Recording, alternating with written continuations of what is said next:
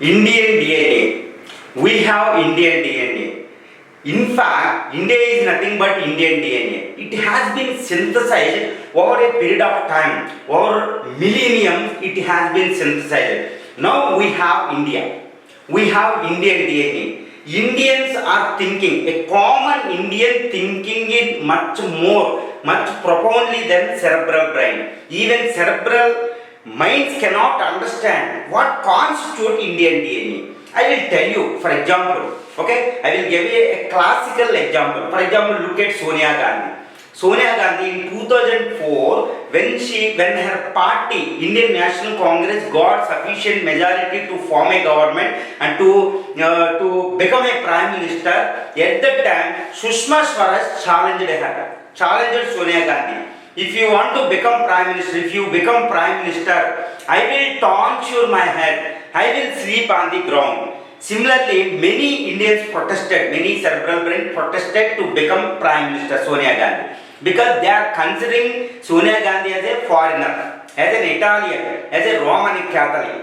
Okay, but she doesn't have any right to become prime minister of India. But by 2023, every Indian, entire India accepted that Sonia Gandhi is part and parcel of Indian DNA and part and parcel of India. What does it mean? What happened meanwhile? Why this no political party is targeting Sonia Gandhi? Because now it is reviving. Okay, led by India, it is reviving. But why nobody is criticizing Sonia Gandhi? Why? Because every Indian accepted that Sonia Gandhi is part and parcel of India based on the Rama Dharma, based on Seta Dharma, based on Indian Dharma, the Dharma of India. What is India? What is Indian DNA? This is what. Look at Ramayana. When to look back to Ramayana. During Ramayana period, Sita went to forest. She came, by marriage, by wedding, okay, she entered into the family of Rama.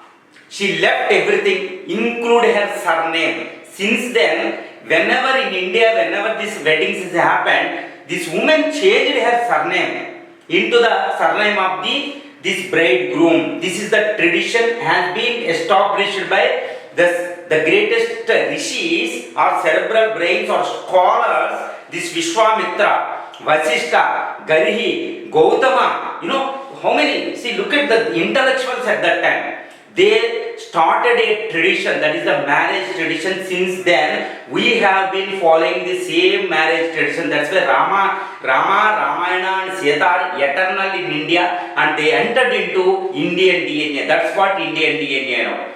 We can't set aside the Ramayana as an epic. It is a part and parcel of Indian DNA. So based on which every Indian woman, by virtue of their birth in India, they are simply following Sitas. They are simply following everything. They are living for children only. So every woman is Sita. No doubt. That's what this Swami Vivekananda emphasized by praising Sita's role in the human history itself, in the civilization's history itself. He praised. Look at Sita. In Ramayana, she went to this forest. First time in between Rama and Lakshmana, invincible warriors. She has every protection. Only she went to forest again to return back after 14 years. Second time she went to forest. Do you know? In Ramayana, second time she went to forest, not to return, not without the protection of Rama Lakshmana, but she is pregnant with the twin Lava-Kusha.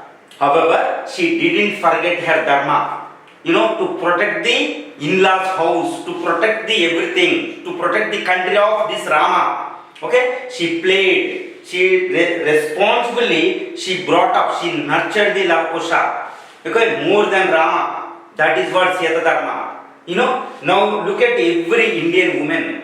Every woman is playing the role. Sonia Gandhi has also played the same role. When she entered into marriage wedding locking this Rajiv Gandhi in 1968 until 1983, she lived a marriage. She enjoyed the married life up to 45. At the age of 45, she has lost her husband. Rajiv Gandhi in an assassination. And her in-laws also completely extinguished, almost extinguished her family. That's what Rajiv Gandhi Nehru family.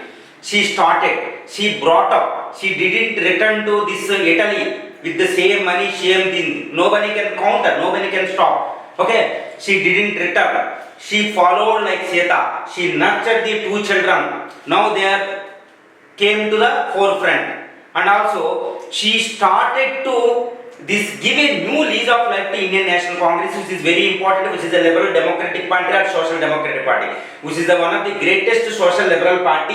It is playing very crucial role in Indian democracy. Of course, it has the legacy of the democratic, this independent legacy. Okay, but she didn't. She gave the new lease of life to her family and this party. She played the role as Sita played in Ramayana. That's why every Indian accepted this Sonia Gandhi's part and parcel of India, Indian family system, Rama Dharma, Sita Dharma, according to this Bharatiya Dharma. This is what Indian DNA, you know. So this unconsciously we have to accept it. In C. Rajagopalachari Ramayana, okay, C. Rajagopalachari saying that this every Indian consciously and unconsciously are bringing under the trees of Ramayana and Mahabharata. You know, if whatever that cutting across geographical regions, cutting across ages, cutting across this religious caste, communities and everything, no doubt that every Indian are simply they can understand what is Rama and Ramayana, what is Sita, what Sita is playing. In fact, this every Indian woman is a Sita. So include this Sonia Gandhi. Sonia Gandhi came to this this India by changing her surname. She left everything in Italy. She came to India. She lived for her children, not for her husband,